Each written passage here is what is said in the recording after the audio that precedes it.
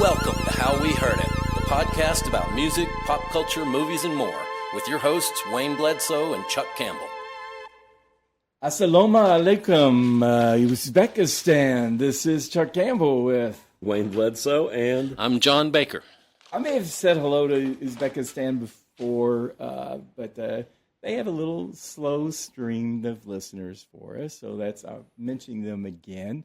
Of course, this is an interesting country. It is double landlocked, and it's because every country it borders is also landlocked.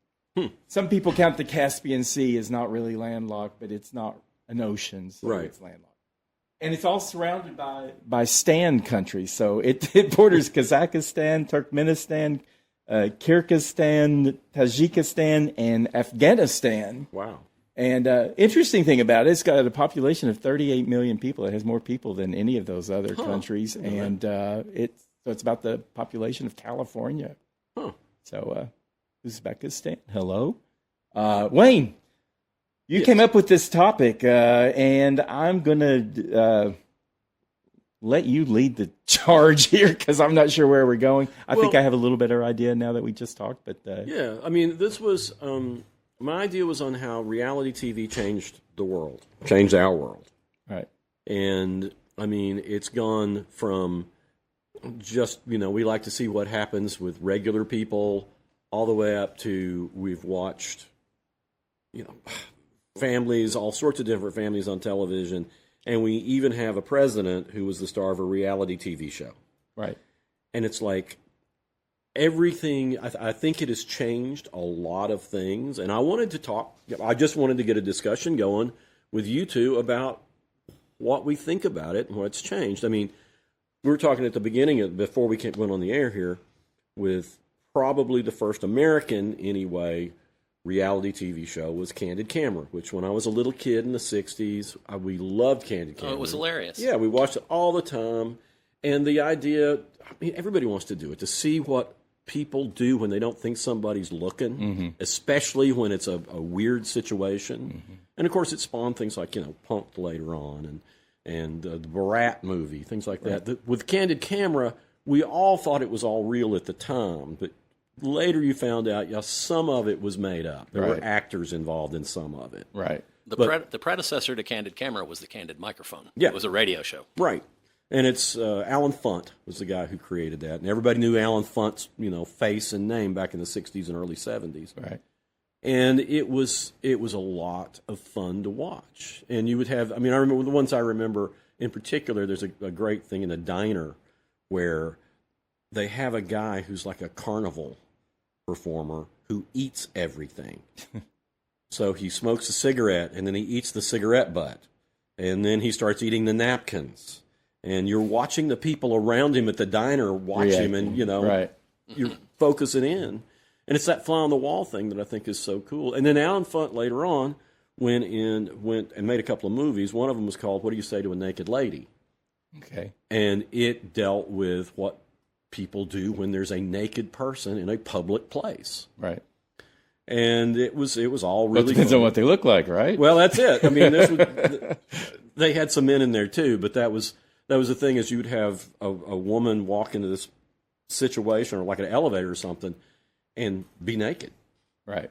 And it's so much fun just watching the faces of people trying not to look and things like that.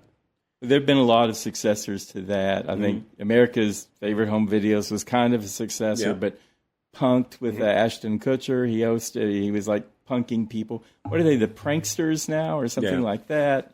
Ridiculousness. Right. There have been a lot of more modern, takes on what Candid Camera set off. And there's so many different types of reality shows. And I think what we saw after those beginning roots just blew up in all directions. Reality shows did, to where it became, I read somewhere that in the early 2000s, something like 70 to 75% of the audience for all television was watching reality shows. So it really put the ding on scripted shows that maybe kind of deserved it. I'm not sure a lot of scripted shows did us any good, but a lot of reality shows haven't done us any good either. It just depends on the show. Well, it's interesting to think, the predecessor to, at least in America, and John, you brought up that there was a family, a Nazi propaganda thing. Yeah, there was in the 40s. In Germany, yeah. Yeah. But it was Nazi propaganda. It was showing purportedly unscripted an Aryan family living their life. Yeah. But it was Nazi propaganda. Right. But in 1973, PBS had a show called An American Family. And I remember I was 13 when it premiered, watching it a couple of times, and I thought it was pretty boring. Mm-hmm. But it was totally unscripted. It was, unlike a lot of things now that are edited in such a way, and we'll talk about that, that it changes what you think. This was raw. Right. And you had a family, husband, wife, and 3 kids, I think. And it shows all the strains that they're going through. The oldest son, Lance Loud, it was a Loud family. During the course of this show, he came out as gay. In the 70s. In 1973, he was Okay. the first openly gay person on television. He became kind of a minor celebrity after the show ended. But you're also watching the parents wind up divorcing during the course of this show. Yeah. And it's just, it's crazy. I mean, it really did. I mean, I remember even as a kid thinking, this is really uncomfortable. Yeah. I feel like I shouldn't be here watching this. But by the same token, I mean, there's moments. You can't look away. Yeah. Yeah. I mean, but that came over. I mean, we have now later on, we had reality shows that show families that you saw bad things happen, but I think it became more scripted. I mean, Right. Well, I where do mean, you think it went?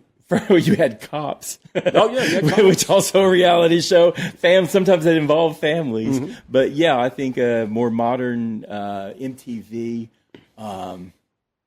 they came out with Real World in 92. Mm-hmm. And that was sort of the same thing. They brought in 6 or 7 disparate people from different parts of the country with different political bents and ethnicities and all that. And they put them together. And then they just watched them live their lives. That was, of course, it was edited to an extent. I think the more cameras you have and the more you're filming, the better you have a shot of making it any show you want it to be without even having to manipulate what happens. You just manipulate the editing. Well, and I think the advent of video and also of digital editing changed the nature of reality shows too, because originally they were filming them, and film's just too expensive to get enough footage to edit the story to your liking. Whereas with video and video editing software, you can tape for days and days and then cherry pick out the situation you want to create just by editing. Right. Well, and that's what they all do that to an extent, you know. But with Real World for MTV, it was a matter of survival because the music video thing wasn't going to keep going. It had been about a decade of just showing mainly, so they needed to find alternative programming.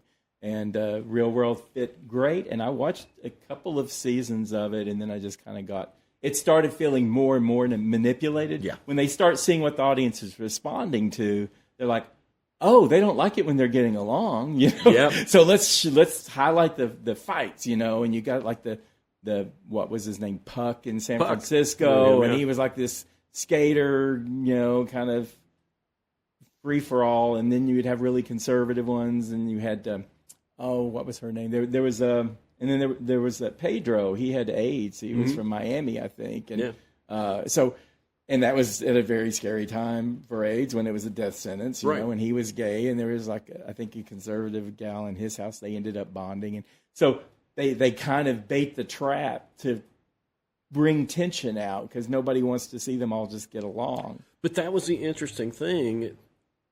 I think that with the Real World, everybody you were watching, you were kind of rooting for them to get along, even though it was more entertaining to see them fight. But they were basically pretty nice people overall. You didn't have just jerks for the most part. And you're right. And that was the 90s. And we've gone more and more to where they want jerks. They want jerks on there. They want people live for the fights and they live for the villains. And, you know. Well, see, that was the thing. And that's when it started becoming disturbing to me. Yeah. Was when they showed, instead of people that were trying to do a good job and trying their best and likable people, they started saying, well, here's what we're going to watch. It's the lowest common denominator, people. Right. Yeah. And it's like the Jersey Shore. Yeah. They just wanted people who were unhinged and sometimes stupid. And and this is, my kids would watch that, and it was like, why are you watching this? These are the people I avoid all day long. Right. Why do we want to watch them? Right. And it also made them become celebrities. Oh, yeah. And a lot of people have gone to celebrity stardom because of their start in reality. And I mentioned this to you guys beforehand, but there was a series called The Big Time, and it was a 15-episode series, and it was credited with starting the career of Sheena Easton. Yeah. And now there are reality stars that are moving on up into, they started. It's a valid route to stardom. Yeah. Yeah. But getting back to these, would that bring people together? You had Honey Boo Boo, and Duck Dynasty. Oh. You had them playing on Southern stereotypes. And the thing with Duck Dynasty was it was all an act. Yeah. And that was the thing that was so infuriating to me. I mean, they became these icons for, the conservative movement. And it's like, these guys, these were costumes they were putting on. Yeah. They put it on they created this show with an idea. I mean, they were all like, folks wearing button-downs and stuff until they decided to do this show. Well, it's a chain of events thing. First of all, someone says, let's try just putting these people who don't get along together, and then they get along, but then they realize the ratings are better if they don't get along. And then the people who are watching these shows think, I'd like to be on that show. And they see that the best way to get on the show is to say sarcastic things behind people's back, mug at the camera when the people aren't looking, and just play up. So it becomes more and more artificial. And they want to cast people who are going to be, nasty too. And they become examples that people think they want to follow because people want to be famous. Right. Yep. And that's same with like American Chopper and all that stuff. Those big tough guys fighting each other over motorcycles. Yeah, and it's like, I mean, to me, it's like this is where a lot of the influencers come from. Is from Keeping Up with the Kardashians. Exactly. That's the prototype for But the that came influencers. from what's her name? First name Kardashian. Kim Kardashian. She's the son of Robert Kardashian, who was on the O.J. Simpson trial, and that was reality TV. Yeah. Yeah. That was court TV. So that was that version of TV. But and then she becomes an influencer, and her sisters and half-sisters become influencers, and her mom becomes part of it. And the Osbournes, Ozzy Osbourne, was that really how he was, and his kids, Gene Simmons, Sharon. Show. Yeah, and I mean, you had, we can't miss the Real Housewives, and there's like been a dozen different cities that have been part of the Real Housewives. Well, the weird one, Leslie, my wife, is addicted to the Real Housewives, and there's one that's Mormon Housewives. Yep. And the thing that's interesting about that is that, in Mormonism, women are not allowed to work, but all these people became so popular that they became the wage earners for their families, and their husbands stayed home and took care of the kids. What, Sister Wives or something like that? That's another one. They played off Mormonism and like, men who are married to multiple women, and they have all the women on there, and they fight and disagree. I think there's just people, they just want to watch, not because they're even pulling for them or anything, but it's just it's escapism. This is escapism reality TV. There's nothing. It's not a game. It's not or anything like that. And so you just sit back and you watch these other people, and maybe you think your life is better than it was by watching them. But then you do get. I mean, the Real Housewives is interesting because there are always some that everybody loves and some that everybody hates. I mean, some of the housewives, and they're all wealthy, and none of them, right. And some of them fight over nothing. And I mean, one of the most combative ones was probably Atlanta. That was anyway. But I didn't really watch these shows. I didn't really watch any. I like some reality TV, but I'm not the kind of person to sit and just watch people live their lives. But I absolutely understand how it's escapist and why people would want to just unplug and just let this play out. Well, what's funny to me, I mean, is it went from the like fly on the wall documentarian thing. Yeah. This is pretty noble. Yeah. Just show real people and show what their lives are like, and you can see how you relate. But then it went to such manipulation. I mean, like there's a great documentary called Salesman, and it's just following these salesmen around. And you get to understand, I mean, some of them are a little bit more underhanded in their sales techniques, and others are kind of noble about the whole thing. But it was important to see that and to understand it. And like one of the things that Morgan Spurlock, the guy who did Upsize Me, Supersize Me, he had a show on called 30 Days, and he would put, like, one of the most memorable ones to me was a fundamentalist Christian family. They take in an atheist woman, and you're watching them. The parent swapping. Did you ever see that? That was another thing. Oh, I thought that was awful, though. That was horrible, yeah. And that you shouldn't have put your kids in that situation. I just thought of that when you talked about an atheist woman. Well, that's the opposite, as far as how the intention. The intention of the 30 days was to everybody to understand each other on another level. And there was one point that really got to me and I thought was great, is the father in this family, when they took in the atheist woman, he was saying, I really like her, but, how does she have a moral code without the Bible? Right. And he genuinely didn't understand exactly. that. Yeah. And she was trying to understand them. And then there was another episode that was probably the very best one about one of the guys that was voluntarily watching the border, to keep immigrants from coming over. And they have a teenage girl who is the daughter of illegal immigrants, and she's like an A student and doing great, and they have her live with this man's family.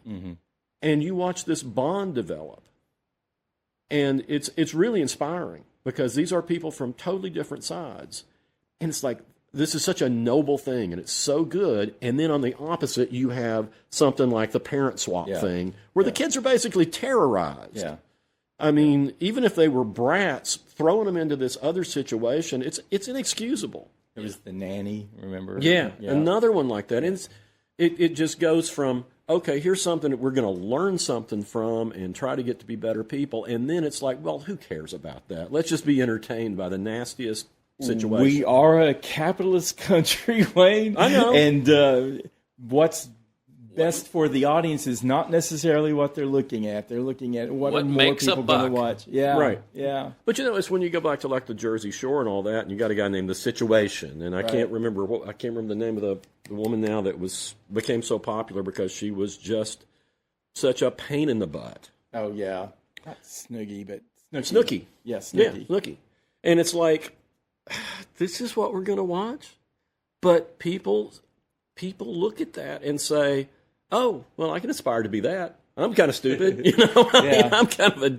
Or they can look at it, like I said, and just think, oh, I'm so much better than that. Look how awful these people are. I think my life's a problem. My problems don't seem anything compared to these losers who are just drunk all the time.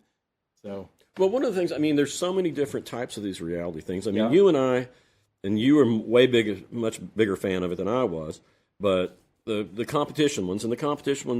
Yeah, I want to get to those. Those are the ones that I like the best. Yeah. But I do want to talk about there's the music competition ones too. And I think that really got started with Star Search way back, which actually started in *83. And it even goes back into the 50s with Ted Mack's Amateur Hour. Well, I'm talking about living people would remember. Shut up! But I'm just saying, as a little kid, that was on Ted Mack's Amateur Hour, and it was the same thing. Yeah. You'd have a singer, and you'd have a comedian, you'd have spokesmodel, which I never understood what that was supposed to be. It was a model that can speak. Yeah, and then they would be rated from 0 to 5 stars, and I think Britney Spears may have been on one. I don't know. There's some early pop stars who were on these shows, and then of course that gave way to the big flux, the big growth. Again, this is 2000. Around 2000 is when everything kind of changed, and everybody just went all in on reality shows. And you had American Idol, which was on Fox in 2002. You had America's Got Talent, which debuted on NBC in 2006. You had Dancing with the Stars on ABC in 2005. The Masked Singer, which is more recent, 2019. The Voice, 2011 on NBC. And all of these were kind of a shortcut to making it big. We have a lot of pop stars and everything that come off Disney shows and Nickelodeon shows, but a lot of them, Morgan Wallen, Knoxville's own Morgan Wallen, was on The Voice, and he didn't even win, and now he's like certainly the biggest country star, one of the biggest performers of this century. And Knoxville, we had many, many people on these shows. Yes, we have. We did. We had, Chris Blue, that was his name? He He won The Voice in season 12, and before that, Emily Ann Roberts. She was a finalist in season 9. Yep. Also from Knoxville. She was a teenager. Uh-huh. I've met Chris Blue and Emily Ann Roberts, and what impressed me about her is she came into the newsroom, and I forget who even was showing her around. I don't think it was Terry, but and she just walked right up to me with her hand extended and said, "Hi, I'm Emily Ann Roberts." It's like, that's great. She knows what she's doing. She knows how to meet people, and she was just like. And Chris Blue was the same way. Yeah. He came in and he walked from desk to desk, and he knew I was the entertainment editor somehow, and he came up and talked to me a little bit more. And it was like these people had good social skills. Well, I have to tell a quick story on Emily Ann Roberts. I had her on the Swerve show that I had, and I used to make up fake bios for the artists. Okay. She didn't realize that I did that. Oh, no. You didn't do that. She's so sweet. Oh, what was so funny is her dad is sitting like right in one of the front tables. Yeah. And I said, and of course everybody remembers her from a certain television show, and she's kind of smiling and, nodding a little bit. And I said, WWF wrestling. And I made up the story about how she was a wrestler. And she kept looking over at me and going, no. I'm not that person. And her dad was just falling out. He knew exactly what was going on. Oh, he just knew. Thought it was hilarious. As I say, Dad might punch you out for something like that. But but I had Emily Ann on then, and then two of my friends were on American Idol at the same time. Emmy Sunshine, who I've been covering since she was like 7 years old or something, and Red Daughtry, whose band Red and the Paper Flowers is out there now. But they were both on in the very same shows. I think they got eliminated like 2 weeks out. There were a lot of Knoxville people who you'd see them in the opening when they had just a big mass of people who had some potential, but then you'd never see them again because they didn't make the first cut or the second cut. I always have, whenever I meet somebody and I say I'm a musician, and they're like, "Oh, do you watch The Voice?" And I'm like, "No, that's not the kind of music I do." Well, what gets me about it is, and I can't watch it. I don't like these shows. I really don't. I mean, I don't like the ones where the fans vote because it's always just whoever's cutest, or it's never, or it's usually not the most talented. And the judges are kind of iffy. It's like Chris Blue had Alicia Keys. That was her. And Emily Ann Roberts had Blake Shelton. Yeah. That was her coach. But it just, it's just cover song. It's kind of like fancified kind of karaoke night type stuff. And there's a lot of talented people on there, and they're like, this can get me through. I mean, look what it did for Morgan Wallen. It's like, so it can get you in. But then you got to shake the stink of having that show as being your. Well, not only the stink of having that show, but they own you for a while. Yeah. I mean, that's the thing. I mean, people wondered why Emily Ann Roberts didn't release an album just right away. It took her years. Right. And it was because she didn't want to do what they wanted her to do. She had an idea of who she was and the music she wanted to make, and it was a battle. Right. Well, they knew she had done, I think she knew Dolly, and she had performed at Dollywood, and she was in country. That was kind of her branch, but I think she's also like into gospel and everything, and they were wanting her to be, like a little Kelsey Ballerini or something like that. Yeah, but she's a songwriter. Right. And she's more into the Americana sort of a thing than she is what's popular country right now, or at least she was. I don't know what she's doing right now. Yeah, I'm not sure either. I know she's still out there. But it was funny because when I was talking to Red, when we were talking about it, it's like, it's probably a good thing you didn't advance more. Yeah. Because you get to a certain point, and then they own your stuff. Yeah, they own your, and whatever label you're on, and Yeah, I mean, you do get a label, but, you also have them managing you and telling you what to do. Yeah. And I think it's a great way to get known. Right. But not a great way to start a career for the most part. And Emily Ann was a teenager, so they thought, well, we'll just make her whatever we want her to be, and she's just Play-Doh. But she's a real artist who writes her own songs, so she had other ideas. Yeah, and she's good. I mean, there's a lot of these people who have been on these shows, and I'm with John. I hardly ever watch them. I mean, if somebody I know's on it, I will. Yeah. But it's like, what they're doing is not what I want to see.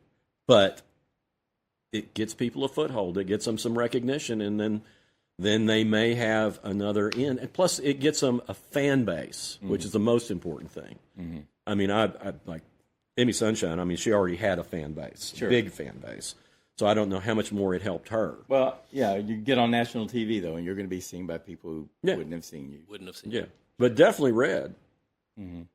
But yeah, Emily Ann, I mean, they tried to like create like a romance with her between one of the other contestants. Oh, did they? Yeah, I can't remember who it was now, but Oh, yeah, there was some cute guy. I think Yeah. because they were both cute. And it was like, oh, let's match these two. yeah. Yeah, and then I think they had like footage of her playing something at Dollywood or whatever, and so they're thinking Dolly Parton Link and all this stuff, which that did all help her, but being herself and doing her own music wasn't part of it. Yeah. You know. But yeah, I mean, like Carrie Underwood and all these other people who, I mean, it was a big part of their careers. Yeah. Kelly Clarkson. Kelly Clarkson. That's actually, I was trying to think it was Kelly Yeah. Clarkson. She was the one that was like, you know. Yeah, she won. She won, didn't she? I think she won. It was Kelly and Justin, somebody who was just terrible, but he was cute, so the girls were voting for him.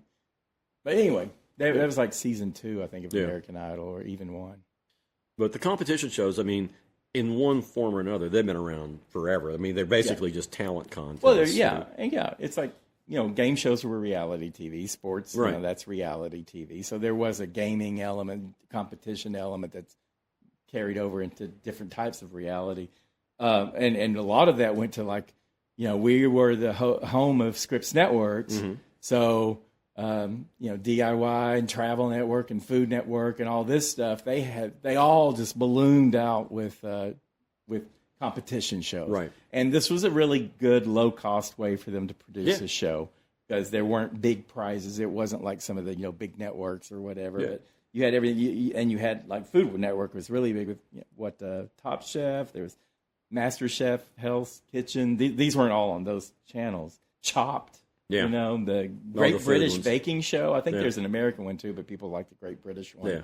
Yeah. And then the House Flippers, Storage Wars, Brother versus Brother, all kinds of shows. And those are the ones that are disappearing now because of streaming and consolidation. Right. And so, you know, one network will just take all of their offerings, and cable, there's not much life left to cable. So, you know, it's this, and so they're always looking to cut costs, and all of this freedom that we were getting from streaming is now working against us, Right. which we knew it would. Yeah. You know, it's becoming more expensive and more difficult to manage, and it's actually kind of lowering the type of thing, the amount of stuff, quantity content that you're getting. Well, the interesting thing is, like, I mean, and this is probably goes all the way back to like Queen for a Day, which is like a 50s reality thing where, you know, this woman gets all this stuff. But we have a friend, John and I have a mutual friend, and I can't remember which one of the home improvement shows that they were on, but it was like they redid their kitchen for them. Yeah. And, you know, the first part is particularly funny just because it's my friends Kevin and Christine, and Kevin's told me all about this. It's like Christine walks in and sees what they've done to the kitchen, and she hates it. Uh-huh. And it's obvious from the expression on her face. He said she had to reshoot it like 5 times because they wanted her to look like, oh, it's great. Yeah. And it was terrible. And not only that, but they used the cheapest stuff. Yeah. So it was falling apart like the next year. Yep. Yeah. I had another friend of mine that had I think their kitchen or some part of their house redone for a show, and they said, you know, everything was made to look good, Exactly. but it was all the cheapest, and it all fell apart. And this guy's kind of a builder, so he said I had to go back in and take most of it down and redo it, and because it was just done as fast as possible and as cheap as possible. Yeah, and I think that's what Kevin and Christine had to do. And plus the fact she hated it. Yeah. Well, I mean, you know, being in Knoxville, we probably know a lot more than most cities because the network was based here. Yeah. So they would come, you know, and there were some local production companies that got involved, so they would produce a lot of these things. But there's one called House Swap, and I think it's the most notoriously manipulated of the reality shows. I don't even know what network that's on, but it would be like, supposedly you were going to find a new house and buy it, but a lot of times they already had bought the house before they even did any filming, and they just kind of tailored it to fit what's already happened.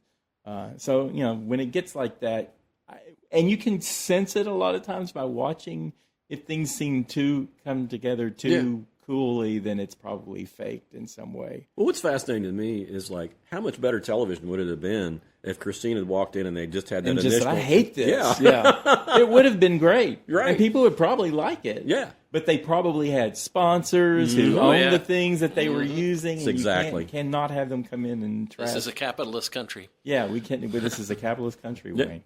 But it's just, I mean, reality, real reality, to me is so much more entertaining than what we're getting from quote unquote reality TV. But what I will say is the style of reality shows has crept into scripted shows because we've recently been watching Abbott Elementary, and it's a written scripted show, but they very often break the fourth wall and look right into the camera and make a face or something like that. That started with Arrested Development, I think, Yeah. where you feel like, and it goes on. It was who are all those?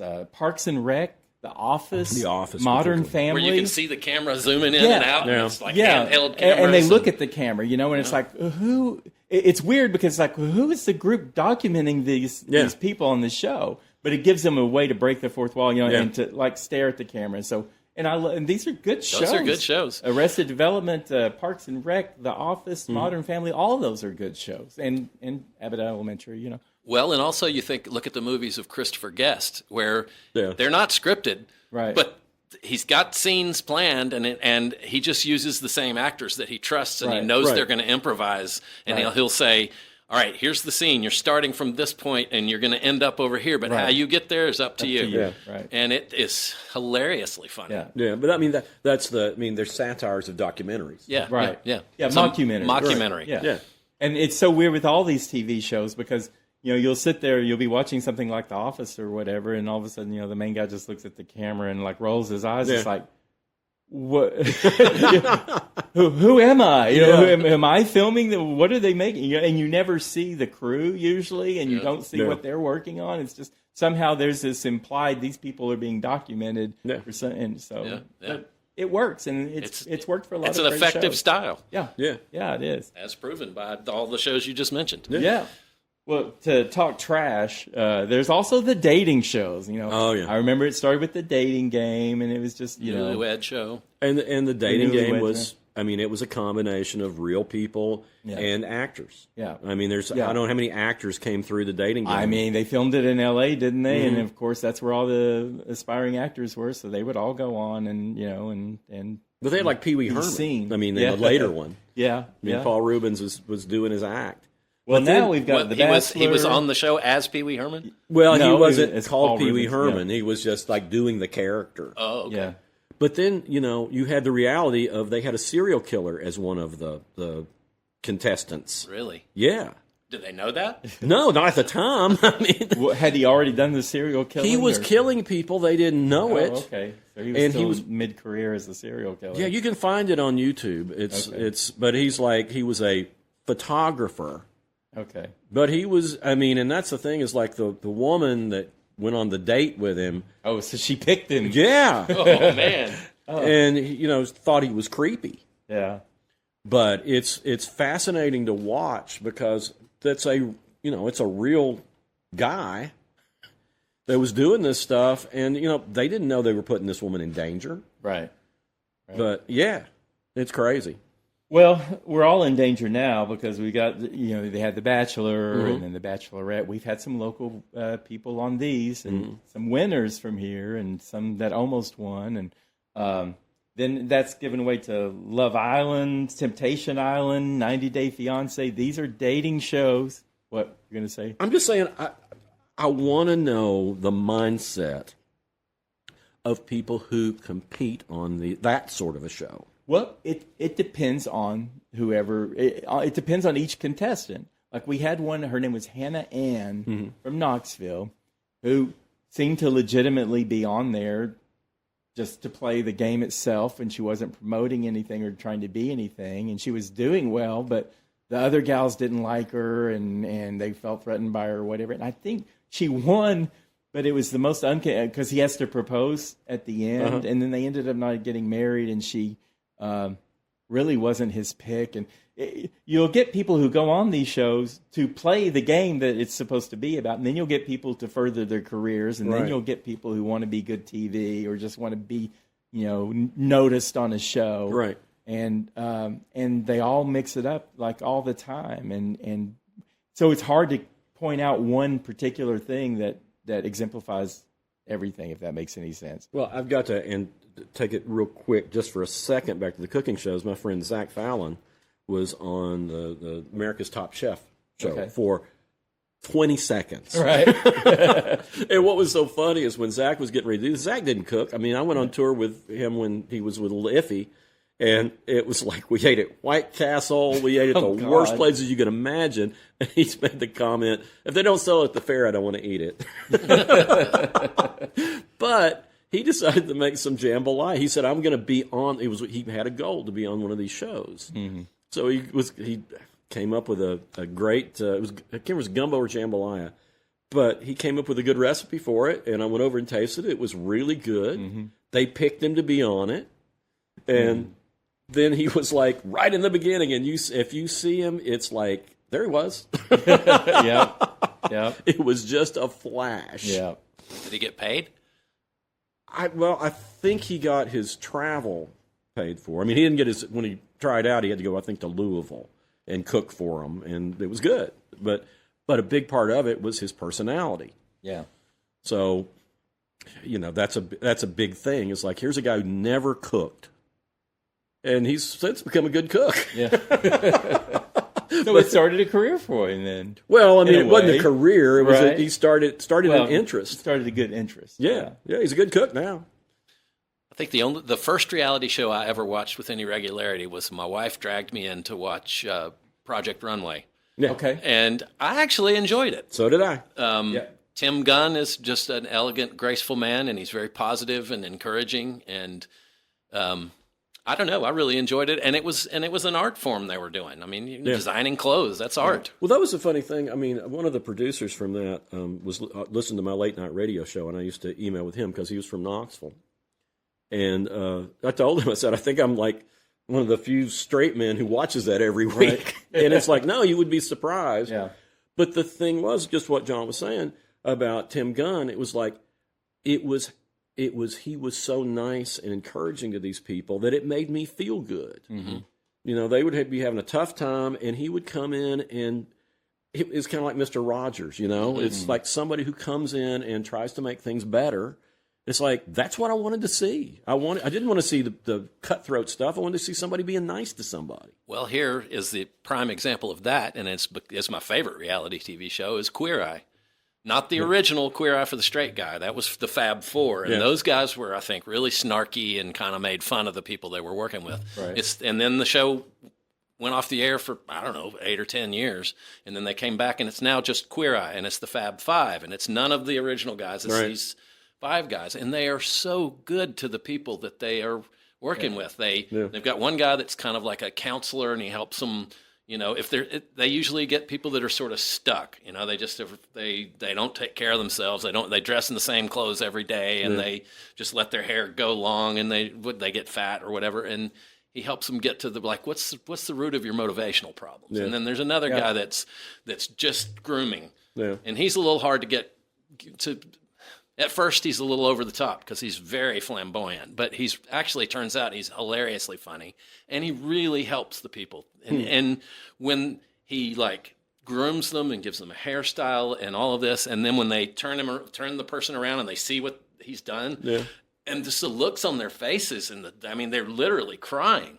And they've got another guy that comes into their house and redoes their whole house, and that person does all the real heavy lifting. Right. But when they come back from, they go out and take him shopping for clothes, and they put him in clothes. And another thing about that is it's made me think, because I've always just thrown on whatever I had at hand. But when you're in clothes that you feel like you look good, it makes you feel better. Yeah. It really is. Yeah. It's a real thing. And so they put these people in clothes that they would never have chosen. And all of a sudden they start saying, well, I kind of like the way I look. Yeah. And when they come home from the grooming and from the shopping and and there's another guy that's about cooking, and he helps them, learn how to cook foods that they like.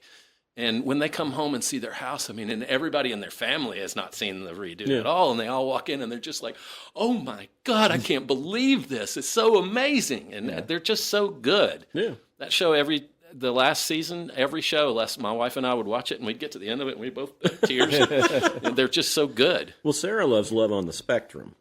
Okay. Which is, autistic people going out on dates. And, right. and she's a teacher, and she always particularly liked her autistic students because they're so honest. Right. And that's one of the things she talked about in this show, which I don't watch it, but it's just their honesty. They're just, yes, yes, I like you. No, I don't like you. Right. Right. And it's like, there's something, I mean, I wonder how much is manipulative and how much, the people who are participants get out of it. But I do like the idea that you're watching a reality show where you're trying to help people get what they want. Right. And be better. And a lot of times it's the host that makes the difference. Exactly. And we have a lot of different hosts for these shows. Yeah. I was thinking of Project Runway. That's Heidi Klum, right? Mm-hmm. She seems pretty in touch and kind, right? She can be pretty critical. Well, did you ever watch America's Next Top Model? No. Hosted by Tyra Banks. Crazy. So it was all these young women. I watched that one. I didn't really get into Project Runway, but these young women and young, they're really young, and their whole careers or wannabe careers are based on their looks and backbiting and all that stuff, and so many fragile egos and everything. And Tyra Banks would just go. I mean, the challenges she had. I don't remember if this was actually one of them, but it was like dressed in homeless chic.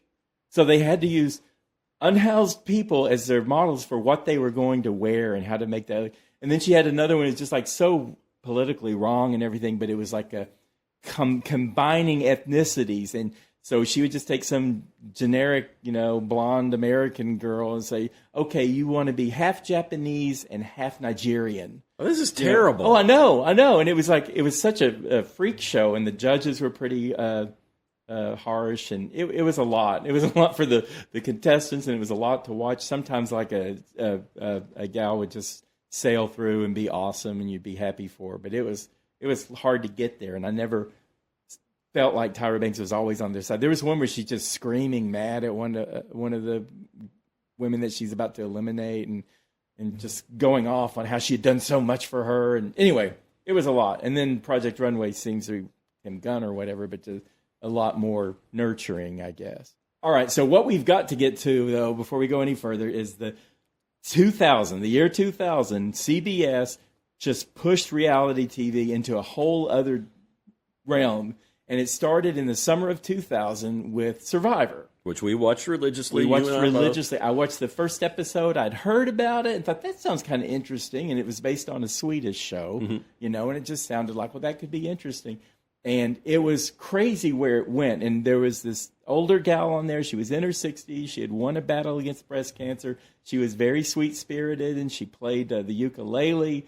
And she got voted out, first person voted out. I was like, that was such a nice person, and then it just kind of was like a ricocheting all over the place. But there was this overweight guy that nobody liked because he was very arrogant and everything. It was Richard Hatch. Walked around naked. Like 40 and a nudist. He was walking around naked all the time. And he came up with the strategy of form an alliance, stick to your alliance, get rid of everybody else. And the other team, they were just getting rid of whoever they felt like getting rid of in the moment. So, of course, when they merged the two teams together, all those other people got knocked out. But it was just such a huge hit, and it was just so fascinating because you really couldn't predict how it was going to go. And they did a great job with casting in the very first show because you had young, cute people flirting with each other. You had, spicy older people. You had the middle-aged people who were kind of tired of the young and the old people. And it was just, and, they stuck to... They've been very fluid, Survivor has, over the years in adjusting the casting and to prompt changes that if they get into a rut, they get out of the rut. Right. But still in the year 2000, Big Brother debuted in 2000. And Julie Chen hosted, and that was like, of course, people are put in a house together, locked up in a house together, and they have to vote each other out. And then right after that, 2001, actually, The Amazing Race came out. And that was traveling around the world. And you had pairs of people in teams, husband, wife, or friends, or, whatever, coworkers. And they're going around the world. So you had 3 very different shows that were all 3 really big. Julie Chen hosted Big Brother, and Phil Keegan hosted Amazing Race. And he's like the real gentle heart one of all of these people. And then that prompted America's Next Model actually came after that. Everything from Last Comic Standing. I don't know if you remember that, but that was comedians who were aspiring to be. RuPaul's Drag Race, of course. Drag queens. Catfish on MTV, that was a different type of show. Naked and Afraid on the Discovery. They dropped naked people out in the woods together, and they had to work together. I don't know why they had to be naked. Of course, The Apprentice, which you brought up before, that debuted in 2004. And then everything from Total Drama Island, which is a cartoon network, cartoon based on Survivor. So they just made up, and these were all younger people. Right. Endurance, do you remember that? That was it was on Discovery show? Kids. No. It was kids, and it was and it was really well done. It was, because you had kids who had a lot going on. They were teenagers, young teenagers. Anyway. Yeah, they weren't children, but they weren't adults. They were teenagers. They were like middle school, early high school type kids. Just everything came out of this, and I would compare Survivor and Big Brother would be a good pair because of how they've adapted to meet the audience. Right. And Survivor, in the beginning, you would think it would be, the young athletic white guys are probably going to win, and it was kind of leaning that way. But Richard Hatch won the first season. And Tina Wesson, our friend Tina Wesson, won the second season of Survivor. She was kind of presented. She didn't even speak in the first episode, except maybe in a crowd scene or whatever. Right. And so when we were covering her, and Terry Morrow, our TV writer, we were like, this is huge because the first Survivor was huge. Right. And now we got Tina on. And who I went to high school with. Yeah, you went to high school with Tina. Yeah, and then Terry and I stalked her house, and Terry went to her door, and she just came to the door and told me to come in too. We just went in and sat down with her, instant friendship. And but she came across, initially, she was like a soccer mom from Knoxville. Yeah. She had the Southern accent, and people are going to judge that Southern accent. Oh, yeah. Smiling all the time, so she wasn't seen as like a credible threat. So what wasn't being shown is just how competitive and cutthroat she can be. Well, she was in sports in high school. She was like on the swimming team and stuff like that. I think she played tennis too, and she was a swimmer. But she was a competitive person all along. Very competitive. I hung out with her a lot there when, for a few years, and she moved away and stuff. But I played ping pong with her one time, and I felt just violated. I was destroyed. She won like 21-0 or something. It was so embarrassing. Well, but the thing about Survivor and her, is you had to have some ingenuity. Yeah. You had to be a smart person. You had to be able to strategize. Yeah. And that's one of the things I liked about Survivor is it wasn't just political, even though it got more and more political as time went on. Right. As, okay, here's my alliance, and I don't really like these people, but they're going to help me. Right. But, your survival skills, at least in the beginning, really helped you. Right. And I remember, Tina, there was a flood, and Tina saved the rice. Yeah. They were worried about, crocodiles, and they were in Australia. The second season was Australia, and they were worried about what could happen, and this water might carry her downstream and all that. And she just got in there and just swam right over and grabbed that rice, And she realized, Tina's strategy was, they're getting rid of the older people in my tribe, so I'm going to be one of those. Because she was 39, 40 when she filmed. I think she was 39 when filmed it and 40 when it aired. And there were some younger people like Jerry, the actress, and Amber, her buddy, and Colby, who was a Texan, an aspiring actor. Yeah. And Tina saw the writing on the wall for her. They got rid of an outsider, and then they got rid of the oldest lady, and Tina knew that she and this other middle-aged guy, Keith, were probably coming up next. So she worked on Colby, and Colby was the athletic guy who could win every challenge and all that stuff. And it became this unlikely alliance. And everybody thought, well, Colby's just going to drag her to the end or whatever. But she beat Colby at the end. And that's the cool thing about Survivor is it always comes down to the jury at the end. And when they start seeing trends of things happening, because it did get into a groove of where the younger, whiter, maler guys were more likely to win. So they kept switching it up and changing their demographics. And now it's very much I still watch it. I've watched it all the way through because I have picked up so many coping habits with the world because of Survivor. I'm not kidding. I mean, it's like Survivor 2000, that was the year that I took over as travel arts and entertainment editor at the News Sentinel. And it was very much turning into Survivor there because we were having layoffs, and it was like, and I kept thinking, how can I protect my alliance, which was you guys, my staff, and how can I work with everyone else? How can I get along with people, and you meet people on their level and you don't boss them around. You try to be helpful. Like when we had to, when I wanted us to put our own stuff up online. We had an online department, but I wanted us to put our stuff online. I wanted us to do our social media. I wanted people to see the stories that you and the other entertainment writers, I wanted them to see your success. We were doing the work around camp. That's one of the things in Survivor. It's like, well, they never do anything around camp and they're not good in challenges. Well, we were doing everything and we were posting everything ourselves and it was getting noticed, because I knew we were a small department. When we're downsizing, I knew that we were like, on the chopping block. We were on the chopping block. And I went to the, other smaller departments like business and features and photo and even sports, because, sports, their stories were always huge, but there was just this natural bias toward local news. So you knew anytime there was a round of layoffs, there would be 4 or 5 news editors. And if we were voting, and there was a point where we did have to actually fill out positions we would eliminate. And I would go up to the other people in these other small departments and say, hey, news is just going to pick us all off if we don't get together and protect each other. So funny. I didn't know you were doing that. I was doing everything, and it's like it helped me cope with difficult people, and I learned that I didn't have to. And you just always want to be on the middle. You don't, and I realized that you had to be transparent because the more you hid things from your staff, the more they wouldn't trust you. Yeah. So I would tell you guys if we had a meeting that was, and I knew bad stuff was coming down the road, and it did. It hurt me in a way. Well, no, it didn't even hurt me, but our editors, they didn't want to tell me when layoffs were coming because they didn't want they didn't want me to they didn't want me.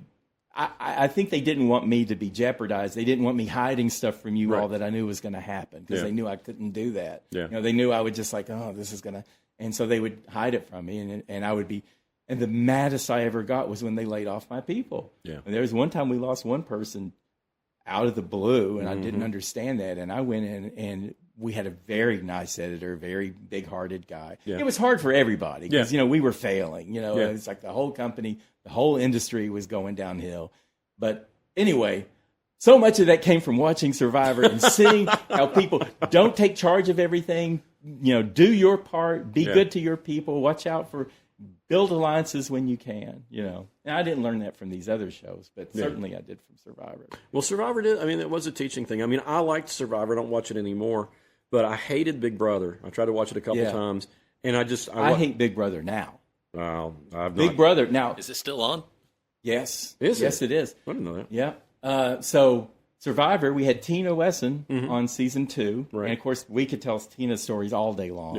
Yeah. And Kent Blackwelder was on Big Brother 2, which he was like the father, the conservative Christian guy from Knoxville, and they brought him in, and they kind of painted him as someone that people just aren't going to like because he was older than a lot of the younger people on there. And there was a guy on there named what was his name? Bunky Miller. And he was this gay guy, but he was in the closet. And Kent had said something to him that was kind of homophobic, not knowing that Bunky was gay. Right. But it came out, and when he found out Bunky was gay, he continued to be friends with him, and they actually formed a bond, and it was kind of a growing experience. And they were friends after the show. They remained. That's nice. Yeah. Kent passed away some years ago. He died on Christmas Eve in 2017. And then on Amazing Race, we had a couple called Hope. On Amazing Race, second season of Amazing Race, we had Hope and Norm Davis. Yeah. And they were friends with Tina. So I got to hang out with them. and they were so nice. They were nice and funny and everything. But what happened to them on the show is they got eliminated in the first, like, second or third leg of the show because their taxi driver got lost. And that's the one thing the problem I have with Amazing Race. I love that they go around the country, around the world, and they're going to all these countries. I recognize, other countries that they're in and stuff. But you can lose for reasons that are not your fault at all. So what is the competition in the Great Race? So Amazing Race, what they do is they fly. There's 10 or 12 teams of 2, and they fly around the world, and they have challenges in each city or country that they land in, and they have to compete the challenge and get to the finish line. And the last team to the finish line loses, and they're eliminated. Okay. So it's this constant, and the challenges can be very physical, or they can be very mental, or whatever. But you can lose, unfortunately, if your taxi driver gets lost or your car breaks down, something that you couldn't control at all. And that's what happened to Hope and Norm. And this was back when there were all kinds of feeds and everybody was watching all the players and overanalyzing. They were overanalyzing Tina. It would make me so mad because they're just like, oh, it's just this dumb Southern mom. And she's not dumb and she's really competitive. And Hope and Norm, they would always call them hopelessly normal, And they were just really the nicest people. But Big Brother has gone in a totally different direction. And now they're bringing in people who are deliberately controversial and who are deliberately mean. And they've had brushes with people almost being psychotic in there and maybe dangerous to the other players. And they keep pushing it on that level. And they're also bringing in people who are there to hook up. And it's I don't care if people hook up on shows. That's what all the dating shows are on. But you've got people who come on and within 3 days, they're hooking up. And it's not because they're hooking up. It's because they're hooking their cameras all through that house, and you can pay for a subscription where you can watch the live feeds any time of the day. So it's not just what they edit and put out there, but it's also what the live feeds show. And it's you're on this show to hook up with somebody when everyone else is there to play a game, and it's just kind of creepy. Sleazy. Yeah, it's real sleazy, real sleazy. And sometimes there'll be flirtations, and that's fine. Yeah. Well, that reminds me, the first show that got my wife hooked on reality TV is Below Deck. Okay. And in one of them, there's 6 different variants of Below Deck now too. Right. But on one of them, the crew, it's about the crew that works these ships, but it's also about the clients who come on and are obnoxious on these gigantic super yachts. But at one point, the crew had gone out and they they were out drinking and everything. And when they came back to the ship, one of the young ladies who was on the crew was really, really drunk, and one of the guy crew was trying to and the camera crew caught him trying to sneak in her cabin, and they had to break the fourth wall and say they protected her from him because he was gonna rape her. Yeah. Gosh. Well, Survivor, they had a guy who he wasn't gonna rape, but he was being inappropriate with people. They kicked him off the show. They just did this guy's gone. He's out of here. Yeah. The captain of the ship is as soon as he found out, it's that guy's gone. Yeah. And see, Big Brother, they don't seem to have good enough standards. We had a gal from South Knoxville, Amber Borzatra, and she was on Big Brother. Very pretty. She was a model, and tall. And she was just nice to everybody, but only the guys would respond to her because they had these backbiting women in there who were just against her because she was the pretty one, And then a guy who wasn't quite wired right became infatuated with her, and they would sneak up to her. He may have even kissed her in her sleep or something. Oh, Lord. And the Big Brother people could see that he was just spying on her, and they were letting it go unchecked. Wow. And she eventually got voted out because the women were tired of her, didn't want her around, even though she was nice to everybody. And the men were worried that their buddy was being too distracted by her. And then not long after that, there was a guy named Judd who was from Athens or Sweetwater, real nice Southern guy. He was a property appraiser. And I talked to his aunt, I think it was, who was running his social media. And she would, we'd talk some. But anyway, there were some nasty, racist people in his cast. And he would say stuff like, don't they know they're on TV? He was trying to stay out of it. A lot of people were assuming, it's a Southern guy. He's going to be a racist. But he was just shocked and, and he got eliminated kind of they just thought he was too nice and he would beat them all if he got to the end. Yeah. But it's just nasty behavior and bad behavior is more and more rewarded on that show. And I just can't watch it anymore. Well, I just think that is so many of these shows. That's what it is. And Survivor, just to get it, Survivor had its 50th season aired earlier this year. And to give you an idea of how much it's changed, they had the final three. It was these two strong athletic guys. One of them was like the leader of the athletic jock type people. Right. Good looking, Jason Momoa type guy, and real gentle demeanor and all that stuff. And then they had his buddy. And then they had a woman who was an outsider from the get-go. She was nerdy, you know. She had glasses and frizzy hair and just was upset all the time. She won. The three of them got to the end, and their jury picked her. Even the guys, only I think it was like 6-3-0 the votes went. So the guy who was the athletic guy who had won all these challenges and ended up losing just because she had a better story and she had to fight harder. And it's like, and they do more. They're more cushy and on Survivor now, and they're trying to like tell people stories, like where they come from. People, they have a lot of different ethnicities, a lot more diversity. Not just, they used to have like one man of color, one woman of color, maybe an Asian or a Latina, and then everybody else was white. And now it's less and less like that. And and I think that's made a big difference. RuPaul's Drag Race, I want to get to that because that is, and that's because of RuPaul and everything. They have these stories talking about their problems and being rejected by their family and having to find their own families and all this stuff.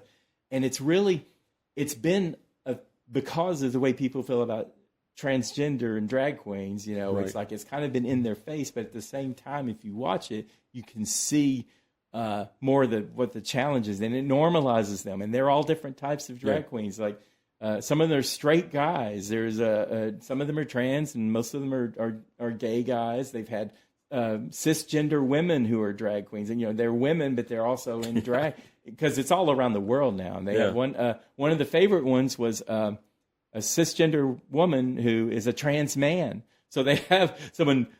I know, but she's great. But she was like of course, born a woman, transitioned to man, and now dresses as a woman in drag. But it's like my mind is already. I know, but it all kind of makes sense, and it's all about encouraging people to be themselves and to believe in themselves, and that's the bottom line to that. Now there are nasty people who get on there too, like there are on all these shows. Well, I have watched that one a couple of times and generally liked it, but I just think RuPaul was, again, like Tim Gunn, she was nicer to these people. And she always says, now tell me about your inner saboteur, so and they do. They all have these things, these pitfalls that we all have,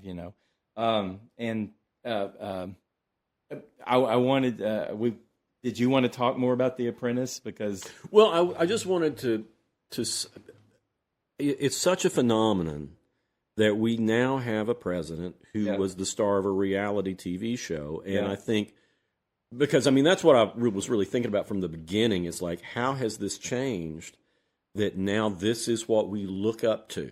Right. This is, I didn't like The Apprentice, and I didn't like Donald Trump before The Apprentice. Right.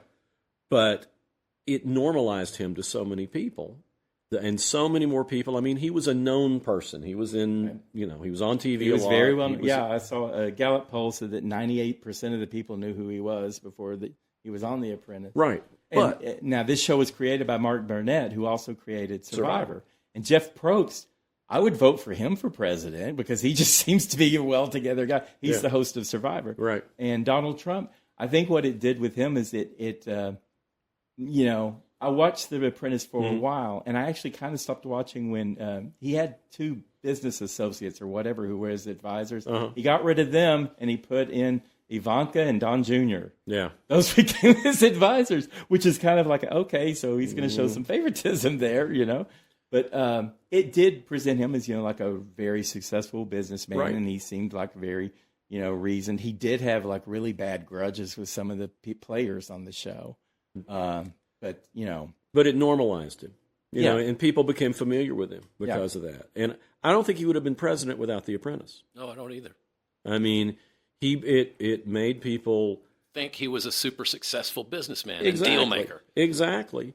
And it just, all these people, sure they knew him, but they didn't welcome him into their home every week. Well, he was kind of he was made fun of a lot before he was on Apprentice. Yeah. Yeah, and it was a big success. That show was a huge success. Yeah, but I mean, people knew that, he had businesses go under, and they knew his battle with Ivana, and they knew, the beauty pageants that he owned and all that stuff, and he just seemed like wealthy guy. Right. And it depends on however you see wealthy people to start with, as to what you're taking away from it. Well, what was interesting to me is all the people who, and we've talked about before, people who like villains. Yeah. And to me, it's like the "you're fired" thing. I mean, that became like a catchphrase. But people, I mean, for me, it was like, God, what a jerk. And other people were oh, that's great. Tell it like it is. Yeah. We've talked about the tell it like it is people, and how Americans especially seem to love, the people who are outspoken. And we do have all these reality shows have villains, and sometimes they're the ones that people want to win. Yeah. So it depends on what kind of villain you are and how people relate to you.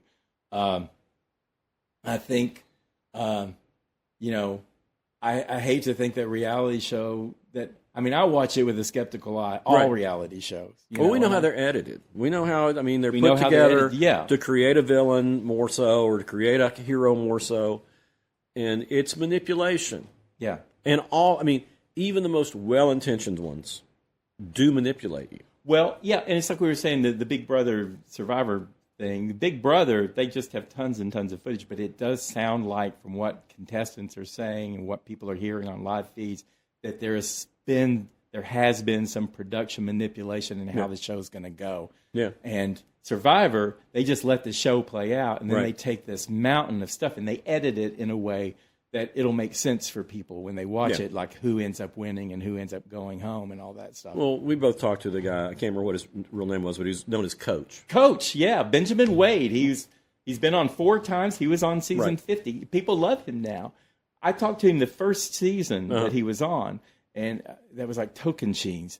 And he was like this, he's kind of an academician, and he's a musician, and he coached women's soccer and all this stuff. And he says things that are sort of out there, and they really hit with that his first season. He sounded really loony and everything. Yeah. But then sitting down talking to him, he's really normal. He just happens to say odd stuff now and then. And we talked about that. We talked about how he was coming across, and how, and he's like, well, this is stuff I said, and they just edited it that way. Yeah. And he's still been a little bit on the fringe, and they bring him back. But what were you going to say about Coach? I was just saying that was the thing. It's like, he was created as more of a villain when it was probably, 90% of the things that we saw, we only saw it seemed out of context whenever you see him say something weird. Yeah, it was such a tiny thing. He was kind of presented as a villain, and then he came back for Heroes versus Villains, and he was a villain, but he was like the sweetest guy on that season. Yeah. So they just kind of let him be his own person, and fans like him because he's just different. He's not really antagonistic. But still, he was they found those things to create a more simple narrative about him. Right. You could say, oh, this guy's kind of nutty and he's kind of arrogant and all this other stuff. Right. Whereas if you had been like an old-style documentary, you wouldn't have had that, probably. Right. Well, that's one thing that my wife, she's researched Andy Cohen and the whole Bravo universe of reality shows. And she says that the producers know who among the cast they want to be villains, but they don't tell the people. Right. And so the people in the shows don't know that they're villains necessarily. Right. Yeah. And I'm sure that everybody could be edited one way or the other. Yeah. Everybody on all these shows could edit out stuff that makes them look bad, or just edit out stuff that makes them look good. And and I feel like with Survivor, it's a little more pure because they do let the show happen. Like everyone comes out and says, yeah, we lost that challenge, or yeah, that's who we voted for. Yeah, we didn't know that, stuff like that. But then they make it more logical what they're going to show. So some people get, if you're not very interesting, then you won't get much airtime. Yeah.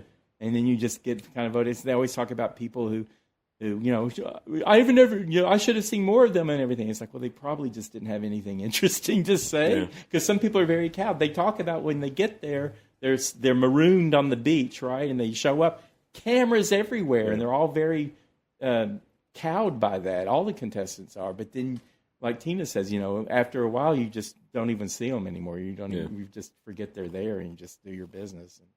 So Yeah. But yeah, The Apprentice.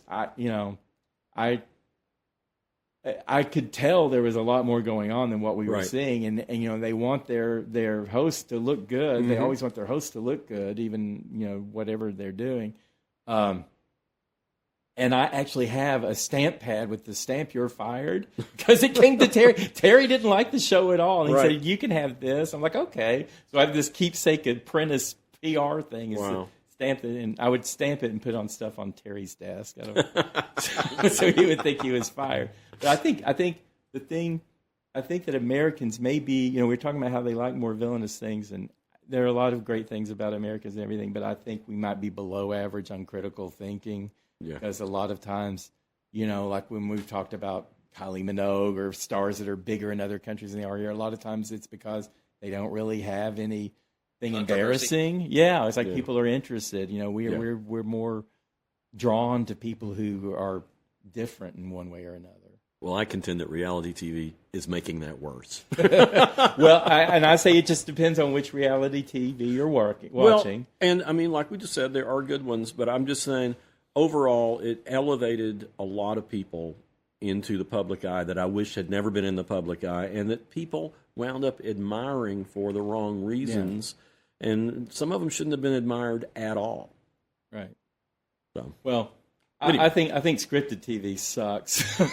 A lot of it has just been terrible, and so it's like kind of reality TV threw some of that back. Totally different discussion, but I have to say, I mean, I totally disagree, because I think that you're getting TV shows that are better than a lot of movies now. Yeah, I agree. I mean, but that's just some of the TV shows. It's just some of it, but that's the same with everything. I don't care what it is. It's like 90% of it's not that good, and 10% is great. Well, I mean, I'll watch like promos for something, and it'll be like I can't even with investigator shows and police shows and those same old tropes that have been. Yeah, I'm tired of that stuff too. And you'll see something like the big punchline that they use to promote this show is a guy saying, "Yeah, tell them to stop. Do not pass go. Do not collect $200." Oh, yeah. All that crap. And I'll watch it. I think someone was paid to come up with that, and that's the best thing they can come up with for that episode. Or one more, an old Monopoly joke. Or one more scene of a group of people walking defiantly toward the camera while there's an explosion behind them. Yeah. I mean, it's such a stupid thing. It's such a cliche anyway. Yeah, it's like I would love to see somebody do that and have the top of their head come off from shrapnel from whatever is blowing up. Right. That's what I want to see. Right.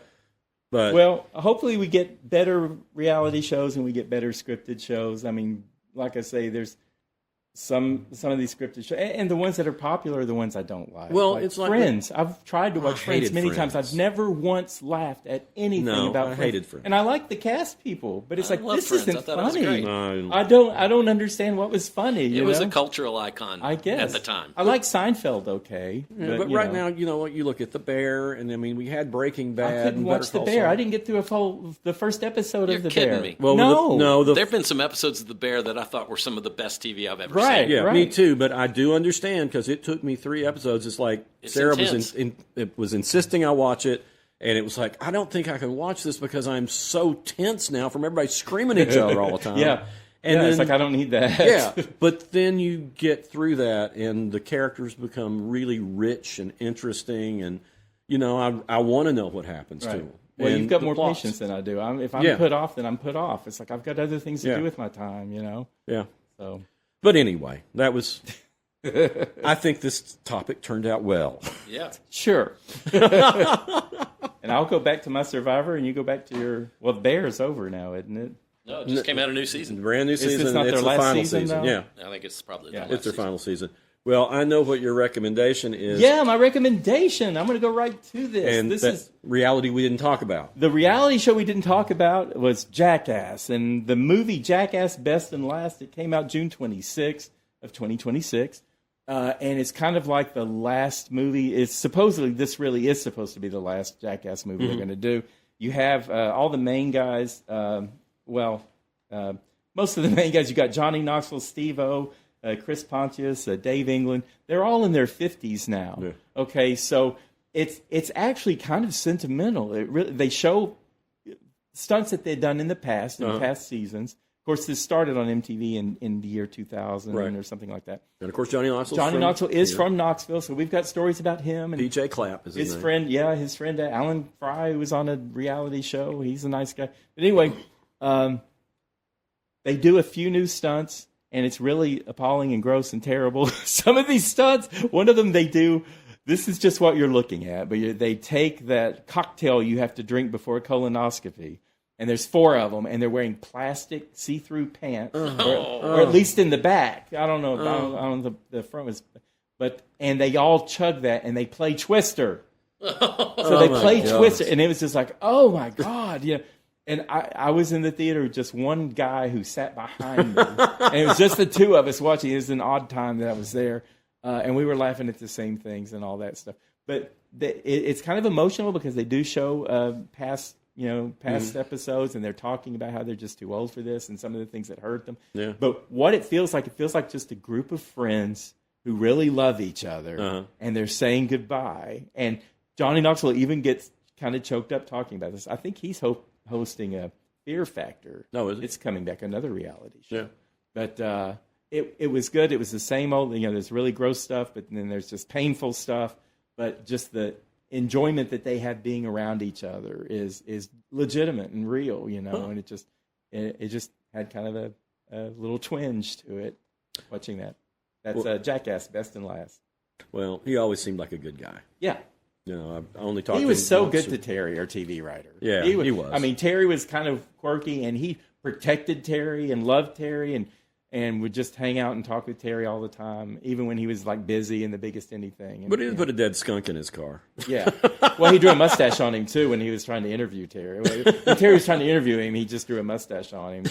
And Terry looks over at the camera, and he's got this, the Snidely Whiplash kind of curly mustache. Yeah, fun guy. Yeah. John, you've got one? Oh, are we doing movies?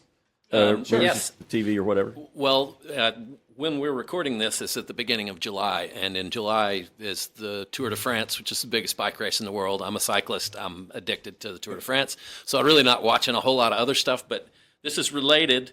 I just found this like last week, and it's Phil Liggett, the voice of cycling, and Phil Liggett is 50-year broadcaster. He calls the races, and if you've ever watched a stage of the Tour de France, you've heard him. And he's British, and he's got these great turns of phrase, and like he'll say, "Well, he's really turning the pedals in anger," or the elastic has snapped, or they've lit the torch papers, or all these things. And it's the story of how he was a cyclist and he was a racer, and then he got into race promotion, but he was also a writer, and he wrote about cycling, but he was also promoting races, and then eventually he got asked to sub for the guy who was the voice of the Tour de France, and he did such a great, and the other guy, I think he retired, but Phil Liggett's been the voice of the race for over 50 years, and he's a real English gentleman, and he's got a great story to tell, and it's on YouTube. It's in 2 parts. Okay. And it's just Phil Liggett, the voice of cycling. If you're into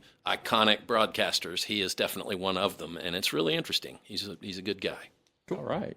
Well, I want to recommend a 2022 6-part documentary, Mind Over Murder. Okay. I watch lots of these crime documentaries. Also reality TV. Also reality TV.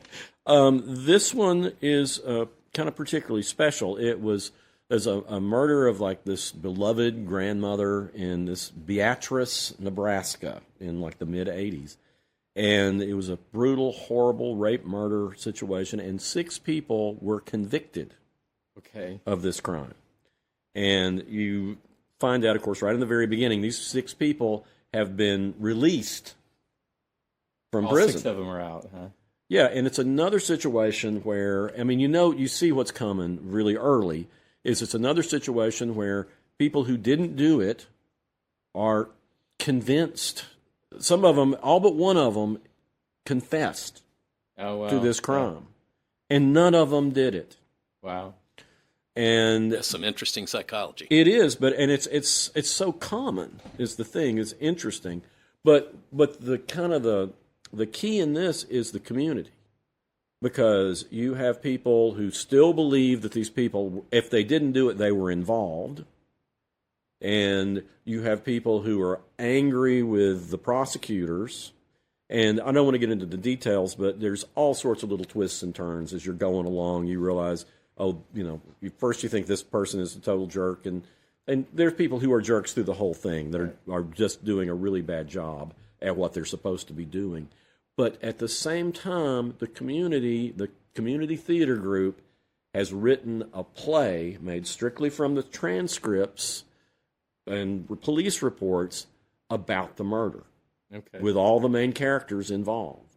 And that's also bringing the community apart, because people are angry that they're doing this and dragging us back up. The family of the murder victim is really upset over it. And it has a surprise. I don't want to tell what the ending is, but it has a surprising ending that play falls into. And it's one of those shows where at the third episode, I thought, well, that's it. That's over. And there's another episode. And then you find out way more interesting stuff. Yeah. And then same thing with the end of that episode. And it's a total of 6 episodes. And at half of it, you're surprised it keeps going, and you're really glad it did. But it's horrific, but it's also really cool. Okay. Made me feel better at the end of it. Where did you say it? What's the name of it again? HBO, and it's called Mind Over Murder. Mind Over Murder. Okay. And yeah, it's one of those things that you need to keep with, because it's rewarding. I mean, it's all very tragic, but you get to the end and there's something that makes you feel a little bit better about it. All right. You got a music? I do. Totally different direction. I want to recommend 1973's Raw Power by Iggy Pop. It's the third album attributed to the Stooges. This is Iggy Pop was having a bad heroin problem at the time. Other band members were having drug problems. And he went off with a new guitarist, James Williamson, and created the brothers, the Ashton brothers, who are also in the Stooges, came back into it and created one of the most powerful rock albums of all time. James Williamson's, I know, Chuck, you always want to know who the guitar player is and how good the solos are. It's raw and ragged and just terrific. And the album starts off with one of my favorite opening lines. I'm a street-walking cheetah with a heart full of napalm. Yeah. Look out, baby, because I'm using technology. But that's a joke around our house. Whenever one of us is using some newfangled thing, we'll say, look out, baby, because I'm using technology. But all the songs on it are good, and there's a couple of different mixes. I actually like Iggy's mix that came out, probably 15 years ago, maybe. He remixed it. David Bowie produced it. Iggy mostly produced it, and David Bowie Was this helped. done in Germany? No, I think it was done in England. I think it was done in London. But it's been a lot of the tracks have been used in movie soundtracks now. I know Wes Anderson loves this era of Iggy Pop and used I think he used Search and Destroy in the Aquatic World of Steve Zissou. He always has good music in his He movies. always has great soundtracks. But anyway, Raw Power, 1973. It's probably my favorite Iggy Pop album of all of them, and I like them. I like a lot. It'd be in my top 10 Iggy Pop albums. Yeah. From the 70s.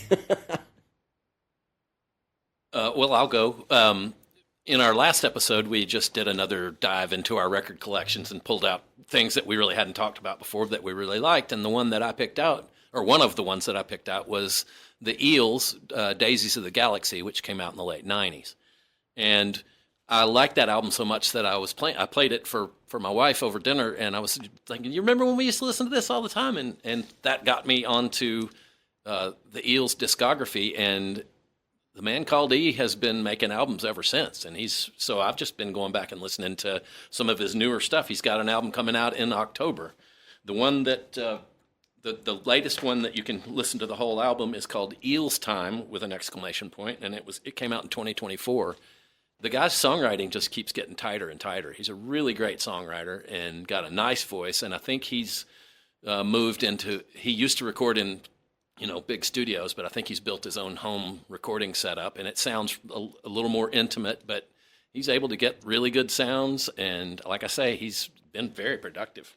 And it's called Eels Time from 2024. Cool. Okay.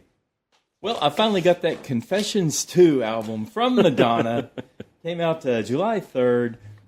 So Confessions on a Dance Floor Confessions on a Dance Floor was Madonna's last great album in 2005. She's released albums since then, but it's been all downhill. And it was mainly a great album because of her producer, Stuart Price, who had a really cohesive sound, and it was like a really great groove and everything. This time, she's just all in on dance. It's really not groundbreaking. She's always trying to set new, things. This time, she's settled into working with Stuart Price again, and it's a great dance album. And I don't blame her for not taking. She's 67 now. She's not taking chances, and she doesn't really have to. There's she tries to get into head trip stuff, and there's kind of spoken or whispered or whatever beginnings and endings of songs about psychobabble, about what is it? I don't know, just bumper sticker stuff and platitudes. But the whole thing is, it is very hypnotic, and there are great songs on there, and it is not just reminiscent of Confessions, but also erotica, bedtime stories, music, Ray of Light, a lot of her later great albums. There's like elements from it, and she does have a few other producers in there. And it's just great, at her age, these good songs. There's one with Sabrina Carpenter. I know you would want to know that. Oh, for sure. Called Bring Your Love. I Feel So Free. That was the first single. It's like a house music song, and it's all music, and that's what's good about that. The first Confessions had like variety of sound and was going for different approaches, and this is just like, we're just going to put you on a dance floor for an hour and a half. So you would hate it, but at least it's consistent and it's very well executed. And she's not doing stuff. She got to the point where she was just trying anything, and it wasn't working so well anymore. So it sounded worse than if she just got in her groove and stayed in her lane and let Stuart Price, do the thing. Oh, there's also there's a duo on there with her daughter Lola, The Test, and it's really actually a sweet song. Her daughter Lola is a singer. We've talked about her a little bit before. And I don't know. There's no Kylie Minogue song on there, though. So there was all this teasing stuff about how they were going to do a song together. And everybody's like, what's this Kylie Minogue-Madonna matchup? And it didn't happen. It's not real. So this sounds like a perfect album for me to not buy. And Sabrina Carpenter. Album. Yeah. And it's like icing on the top. It's really polished and well-produced. And, but without Kylie, Well, there you go. It's the anti-Wayne. Yeah. That's everything I hate. But I think it was the right move for her to just do what she does best and let her producers do the harder work of making it sound newer or whatever. But it's a good variety of dance music too. But it's one vibe album. It's not an album of singles really. Cool. Confessions 2 by Madonna. There you go. Check it out. All right. Okay, we're done here. We've run out of time. We are on social media. If you want to see little bits and blurbs from us, we're on YouTube, we're on Facebook, we're on Reels, we're on X, we're on TikTok, we're on Instagram. Yeah, I don't know what to do about that Instagram thing. I keep complaining about it. And our podcasts are also on YouTube now. If you're listening on Spotify or Apple Podcasts, you can always go to. Some people prefer YouTube, and we weren't there for a long time with the podcast, but it's ingested the entire catalog of our shows, so you can listen to all of them on YouTube too if you want, or any all 109 of them. All 109 of them. Yeah, this is episode 109. And if you've got any suggestions for us, any feedback for us, if you've got any recommendations you want to make for music or movies or whatever, you can write us. Or topics. Topics. You can write us at howweheardit@gmail.com. And we'll come back at you next time.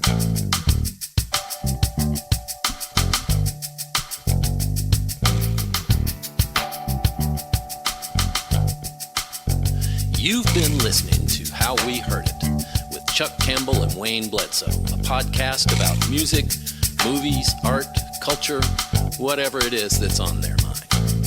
How We Heard It was recorded at the Arbor Studio in Knoxville, Tennessee by me, John Baker. How We Heard It is a Cozy Planet production. If listening to this podcast has given you a burning sensation, then we recommend you sit in a hot tub until your symptoms fade away. If you'd like to reach out to Chuck or Wayne or even me, you can send an email to howweheardit@gmail.com. So thank you for listening, and come on back and we'll have another episode for you next week.